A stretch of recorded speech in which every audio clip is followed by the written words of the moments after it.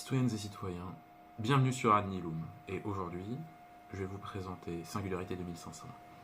Donc vous avez sûrement vu notre trailer, qui va normalement apparaître, ici ou ici, et si ce n'est pas le cas, je vous invite à aller le visionner. Vous avez peut-être du coup rencontré, soit par les réseaux sociaux, soit vous nous avez vus aux octogones, et peut-être désirez-vous en savoir un petit peu plus sur notre travail autour de Singularité 2501.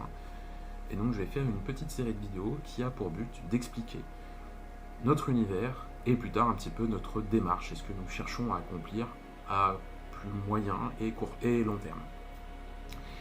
Donc sans plus attendre, une petite présentation de l'univers. Donc Singularité 2500 se passe au XXIe siècle dans un monde qui a dépassé la singularité technologique. Un petit peu tout est dans le titre. Donc je vais faire tout d'abord une petite présentation générale des concepts importants de l'univers. Et dans un second temps, je vais en arriver à présenter les 6 grandes civilisations interstellaires qui existent dans ce monde. Donc la première chose qu'il est important de noter, c'est que Singularité 2501, c'est un jeu mêlant Space Opera et Art Science. Art Science, parce que j'ai voulu, dans cet univers, avoir un certain réalisme scientifique. J'ai voulu que les choses collent plutôt bien à ce niveau-là, afin qu'il n'y ait pas trop besoin d'avoir la suspension de l'incrédulité. De l'autre côté, Space Opera, parce que j'aime beaucoup les thèmes qui sont liés au Space Opera, notamment le vol interstellaire, la possibilité de voyager dans d'autres mondes, d'explorer, de découvrir d'autres civilisations, mais aussi la présence d'espèces aliens qui seront donc dans ce jeu tout à fait jouables. Donc maintenant, je vais un petit peu vous parler de la singularité technologique. Qu'est-ce que j'entends par là ? Peut-être que certains d'entre vous connaissent déjà un petit peu le concept, d'autres moins, mais laissez-moi un peu soit rappeler et au moins vous dire un petit peu l'interprétation que j'en ai faite dans l'univers de singularité.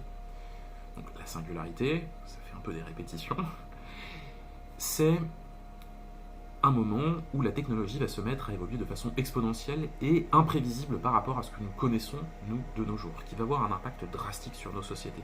Et ce qui va impliquer l'arrivée de la singularité dans l'univers où nous nous situons, pas dans celui-ci, dans celui du jeu, eh bien, c'est 3 éléments majeurs. Le premier de ces éléments, c'est l'arrivée de la fusion nucléaire. Donc, la fusion nucléaire, c'est une source d'énergie qui est propre, abondante et extrêmement puissante. Ça consiste notamment, par exemple, à fusionner 2 atomes d'hydrogène, des isotopes pour être plus précis, afin d'en faire un atome d'hélium. L'avantage de la fusion est que les ressources permettant de la faire, le combustible, est abondant dans la nature, et encore plus dans l'univers, puisqu'il s'agit de l'hydrogène, qui est l'élément le plus abondant, qu'il n'a pas de déchets, ou que son déchet du moins est inoffensif en l'hélium, et que sa capacité de produire de l'énergie est immensément supérieure à tout ce que nous connaissons aujourd'hui, y compris face à nos centrales nucléaires actuelles, utilisant, elles, la fission. Donc la fusion permet l'abondance énergétique et permet notamment d'aller rechercher les ressources spatiales dans un temps qui soit acceptable, et donc d'ouvrir les portes du vol interplanétaire. Le deuxième point, c'est, et compte tenu des dernières nouvelles, je pense que vous la voyez venir, l'arrivée de l'intelligence artificielle. Alors notamment l'arrivée de l'intelligence artificielle générale, ce qui devrait se produire dans notre monde à nous d'ici peut-être une dizaine ou une vingtaine d'années tout au plus, qui va donc être un grand changement pour une société, puisqu'une intelligence artificielle générale est capable de faire au moins aussi bien, si ce n'est mieux, que les individus organiques d'une population. Donc ce qui peut causer évidemment de grands troubles. J'y reviendrai un petit peu plus tard, éventuellement, sur les troubles qu'ont pu causer cette évolution. Et pour compenser justement ce problème que les créateurs se font dépasser par leur création, arrive le troisième point, et non des moindres, l'un des points centraux, autant d'un point de vue de l'univers que du système de jeu, que sont les augmentations, le transhumanisme, ou de manière générale, si on globalise à toutes les espèces, le transspécisme. Donc, le transhumanisme, c'est le fait de prendre en main le contrôle de son évolution. C'est le fait d'évoluer artificiellement et de dépasser les limites qui nous sont infligées par la nature.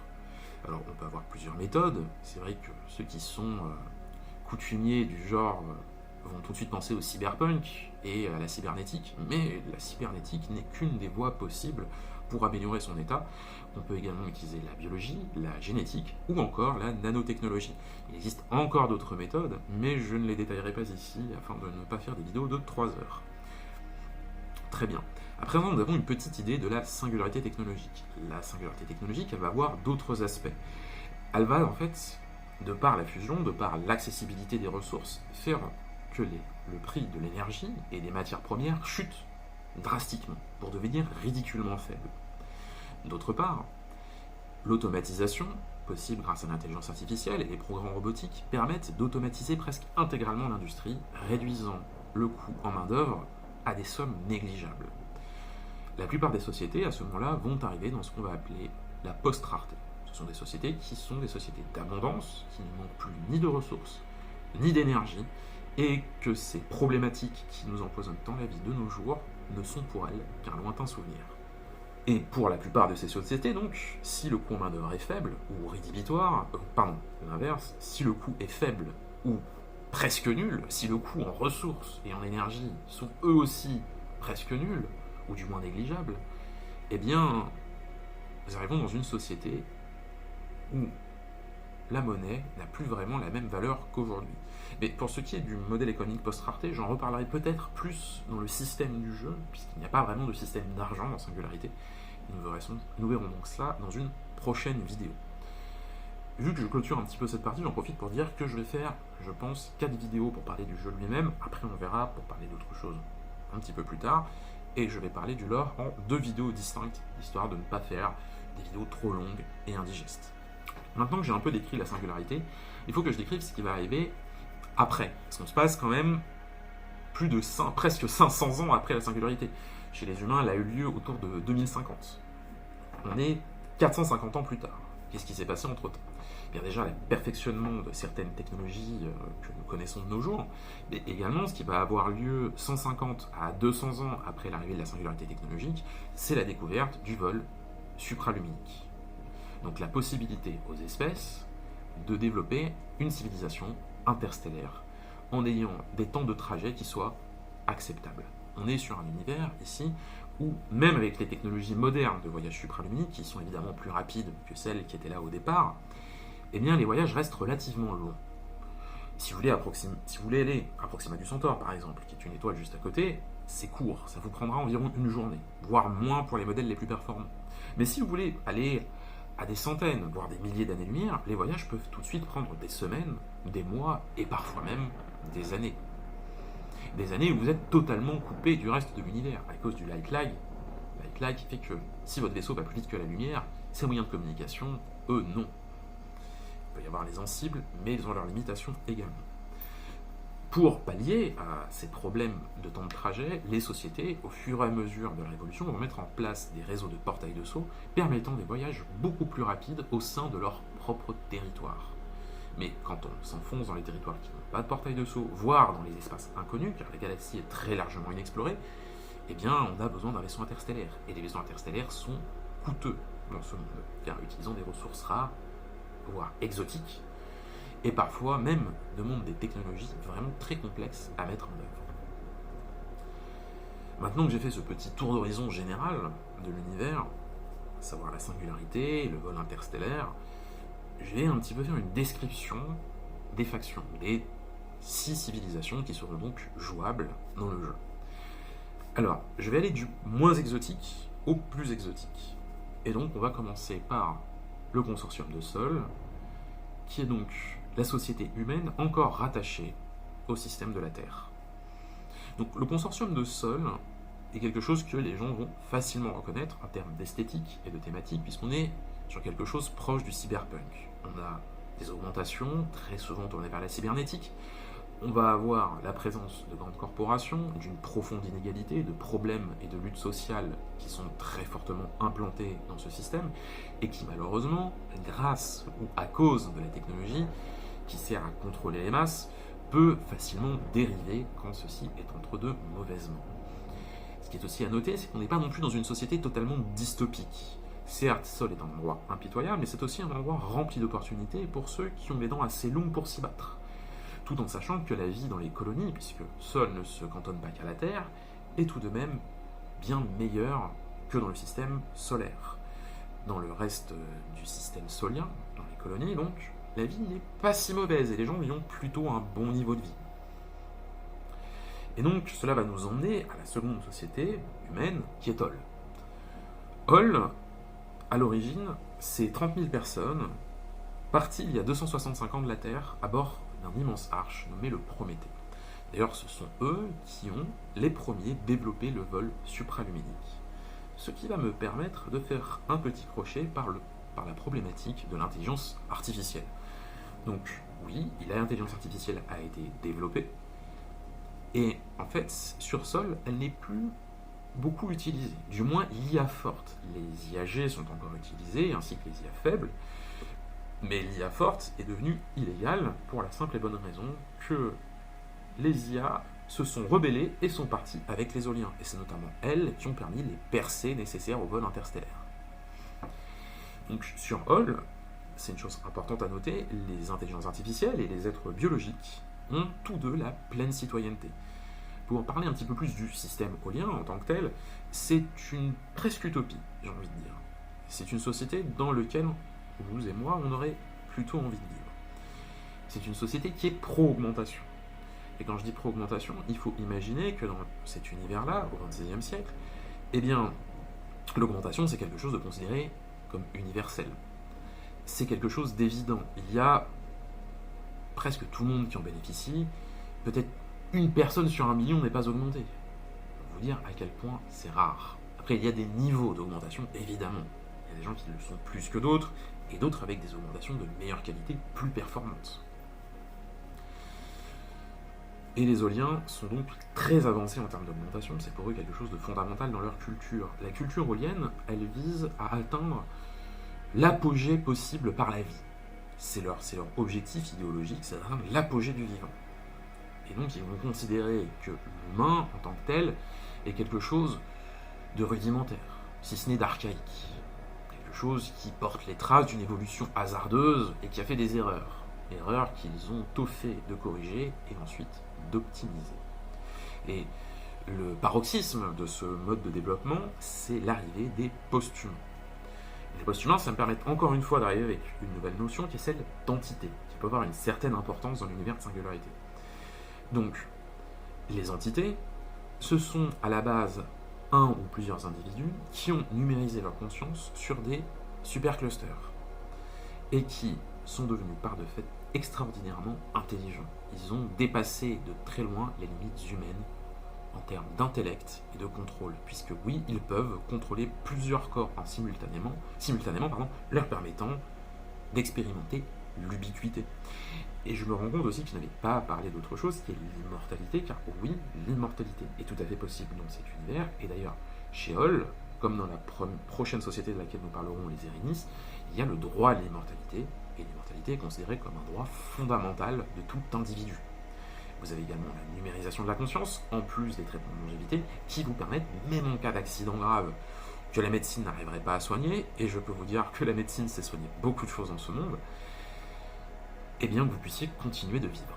Donc Hol, voilà un petit peu pour placer cette société. C'est une société qui peut avoir un côté parfois un petit peu élitiste, il est vrai, mais c'est une société qui est fondamentalement tournée vers l'avenir et qui est faite de bâtisseurs, de chercheurs et d'explorateurs.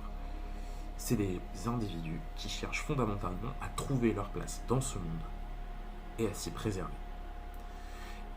Maintenant, nous allons arriver à la dernière civilisation que je traiterai dans cette vidéo, les Erinis. Donc les Erinis, c'est la première civilisation alien que nous allons traiter maintenant. Donc ils viennent d'une lune océanique du nom de Céreste. Et oui, le fait qu'ils viennent d'une lune va avoir son importance d'ici peu. Les Erinis, c'est des Mammalia Pisces. C'est un petit peu un mélange entre des mammifères et des poissons. Donc ils ont un métabolisme de mammifères, à savoir un sang chaud, un métabolisme actif, une méthode de reproduction similaire. Néanmoins, ils sont donc capables de boire de l'eau salée, mais aussi, ils possèdent en plus de leurs poumons des branchies, leur permettant une double respiration et donc une autonomie potentiellement infinie sous l'eau. Et quand je disais que le fait qu'ils soient sur une lune ait son importance, nous y arrivons. Voyez-vous, Céreste orbite autour d'une géante gazeuse du nom de Cérèbe. Et en gravitant autour de cette géante, avec d'autres lunes, cela a un impact majeur qui est un immense effet de cisaillement gravitationnel, donc une activité géologique intense sur la planète. Et cette activité va générer un très puissant champ magnétique qui malheureusement va prêter préjudice aux tentatives de miniaturisation des technologies électroniques.